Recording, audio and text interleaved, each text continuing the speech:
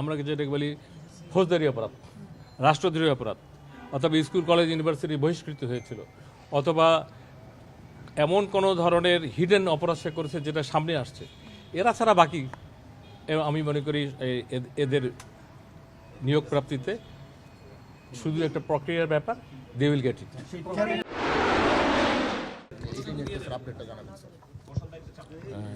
43তম BCS এর gazette হয়েছে, 15 তারিখে যোগদান করবেন তারা। পর্যালোচনায় কিছু লোকের নাম বিবেচনা করার জন্য আজকের মিটিং হচ্ছে।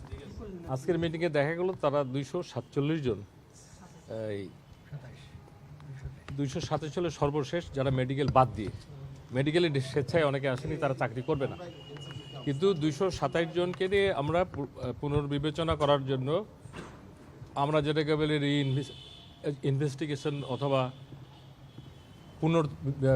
তদন্ত, এই কাজ করে আমাদের একটা পর্যায়ে আসলো। আমরা আশাবাদী এই যে 227 বললাম, এর মেজরিটি, মোর দ্যান মেজরিটি আপনারা এই যেভাবে বিজ্ঞাপন জারি হয়েছে যারা নর্মাল, তাদের পক্ষেও জারি হবে।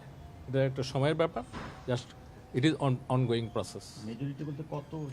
আমি সংখ্যা বলতে বললে এটা একেবারে অ্যাকুরেট বলতে পারবো। মেজরিটি মানে কি, আপনি 207-এর মেজরিটি করলে যা হয়, এবং এক্স্যাক্টলি মোর দ্যান দ্যাট আমি আশা করি।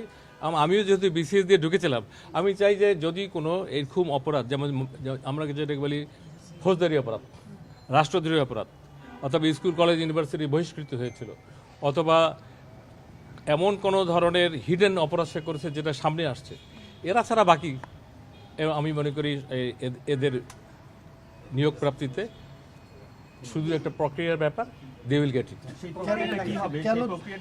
সেই প্রক্রিয়াটা, হ্যাঁ, আপনারা প্রক্রিয়াটা হলো জানেন। এখান থেকে যারা এই রিপোর্টে আজকে যে প্রোগ্রামের মিটিং হলো, যারা সিলেক্টেড হলো, রিসিলেক্টেড হলো, এটা একটা সামারি যায়, সামারি চিফ অ্যাডভাইসার অফিসে যাবে, রাষ্ট্রপতি পর্যন্ত যাবে। BCS এর চাকরি শুরু শেষ সব ফাইল রাষ্ট্রপতি পর্যন্ত যায়। রাষ্ট্রপতি পর্যন্ত নামার পরে আমাদের এখান থেকে যেমন নবনিয়োগ শাখা 1 থেকে একটা জারি হয়েছিল না বড় বিজ্ঞাপন, এই কয়দিনের আবার বিজ্ঞাপন জারি হবে এদের বিরুদ্ধে। হ্যাঁ, এদের বিরুদ্ধে বিভিন্ন সংস্থা অথবা বিভিন্নভাবে যে তদন্তগুলো হয়, তদন্তযোগ্য অপরাধ অথবা আমলযোগ্য, আমি বলবো না আমলযোগ্য মানে কোর্ট কাছারি, তদন্তযোগ্য অপরাধ জন্য এটা আমি একদিক দিয়ে মনে করি যে তারা যারা ঝুঁকছে এবং ঢুকবে নিষ্কণ্ঠ, তারা ভবিষ্যতে আর কোনো প্রবলেম ফেস করবে না। এটা পার্ট অফ জব। এটা অনেক সময় আগেও ছিল, আগে এত ব্যাপক হারে ছিল না, কম ছিল, কিন্তু এখন যে পরিবর্তন অথবা revolution whatever it is you say, এইটা আমাদের এই প্রক্রিয়াকে টাচ করেছে। এই জন্য আমাদেরকে, এটা তো শুধু আপনারা যে মিডিয়াতে আসছেন তা না, আমাদেরও তো কাজ বাড়ছে এবং উই আর ডুইং ইট, এবং রিপিটেডলি ইমিডিয়েটলি কিন্তু আমি অ্যাকশনে গেছি। এই প্রজ্ঞাপনটা কিন্তু পরের দিনই জারি করেছি, সুমোটো জনপ্রশাসন থেকে করা হয়েছে, এবং এই মিটিংটা খুব তাৎক্ষণিক করা হলো। এবং বাকি কাজগুলো যেহেতু আপনাদের সাথে আমার দীর্ঘমেয়াদী 4 মাস 13-14 দিন কাজ করতেছি, you know my perception, mindset, capacity, এটা আমার সর্বোচ্চ অগ্রাধিকার দিয়ে এই কাজটা হয়ে যাবে। এটার সাথে রুটি রুজি, একটা ছেলে একটা মেয়ে শুধু না, এটা তার পরিবারের রুটি রুজি রোজগার, অনেকে এটার পরে বিয়ে করবে, বাবা মার সংসার, কারো চিকিৎসা, তারপরে দীর্ঘদিনের লালিত আশা আকাঙ্ক্ষা, এটা যাতে বাস্তবায়ন করা যায়, সেখানে জনপ্রশাসনের তরফ থেকে সচিব হিসেবে আমি এবং আমার পুরা প্রশাসন তড়িৎ গতিতে কাজ করবে। আপনারা আমাদেরকে সহযোগিতা করবেন। Thank you very much. এটা বললাম যে শর্টেস্ট পসিবল টাইম, এটা যত সংক্ষিপ্ত সময় করা যায়। 2টা অফিস লাগবে, কিন্তু কিভাবে উল্লেখ করবে? এটা যাবে প্রধান উপদেষ্টার অফিস যাবে, রাষ্ট্রপতির অফিস যাবে, নামবে জি হবে। আমার হাতে থাকলে বলতাম কালকে।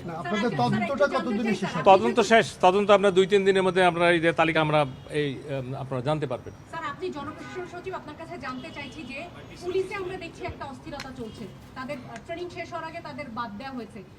অন্তর্বর্তী সরকার দায়িত্ব নেওয়ার পরে যারা সরকারি চাকরিতে ঢুকছে বা যারা ট্রেনিং এ ছিল, তাদের নিয়ে একটা অসন্তোষ তৈরি হচ্ছে। স্যার, কেন এটা?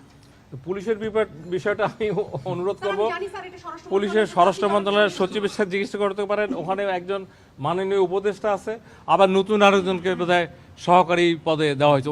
উনিও পুলিশেই ছিলেন, আমাদেরই সমসাময়িক, উনিও বাইরে ছিলেন এত বছর। ওনাদেরকে জিজ্ঞেস করে, পাশের বিল্ডিংই পুলিশ। আর জনপ্রশাসনে যাতে অস্থিরতা না হয় জনপ্রশাসন মানে শুধু মিনিস্ট্রি না, field, DC office, UN office, AC land office, divisional commissioner office. উনি একটা ভালো কথা বলেছেন, সব সেক্টর কোনো না কোনোভাবে জনপ্রশাসনের সাথে জড়িত। আর একটা মিনিস্ট্রি জড়িত, সেটা হলো ফাইন্যান্স। এই দুইটা মিনিস্ট্রি সবার সাথে জড়িত। আপনারা যে আলোকে জিজ্ঞেস করছেন, যে পালসে জিজ্ঞেস করছেন যে কত তাড়াতাড়ি হবে, তার ডবল পালসে আমি উত্তর দিতে চাই, যে আশা করছেন টাইম তার আগে হয়ে যাবে। Thank you very much.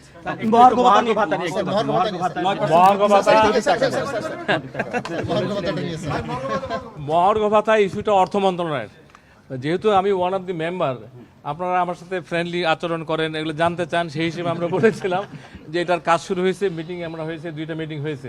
মহার্ঘ ভাতাটা ভেরি রিসেন্টলি হবে। এবারে একটা যেটা ব্যতিক্রম হবে, আগে মহার্ঘ ভাতা পেনশনাররা পেত না, এবার পেনশনাররাও মহার্ঘ ভাতা পাবে এবং একটা রিজনেবল পাবে। এবং পরের বছর যখন তার ইনক্রিমেন্টের সময় আসবে, এই মহার্ঘ ভাতাটা তার বেসিকের সাথে যোগ হবে ইনশাআল্লাহ। কত পার্সেন্টেজ নির্ধারণ হয়েছে কিনা? আমি একটা কথার উত্তর দিতে পারবো। উনি জিজ্ঞেস করছেন এই বাজেট মানে হলো 30শে জুন, আমি বলবো অবশ্যই এর মধ্যে হবে। আর 2 নম্বর হলো পার্সেন্টেজ। এটা আমি অনুরোধ করবো পাশের বিল্ডিং অর্থ মন্ত্রণালয় জানেন, অর্থ উপদেষ্টা অথবা অর্থ উপদেষ্টাকে আপনাদের প্রায় প্রশ্ন করেন, দেখি আমি, অথবা অর্থ সচিবকে বলেন, he is a very fine gentleman, হাসতে হাসতে উত্তর দিবে। Thank you very much. আমাকে তো জিজ্ঞেসই করবেন এই অর্থ বছর মানে হলো জুন, তার আগে হবে ইনশাল্লাহ।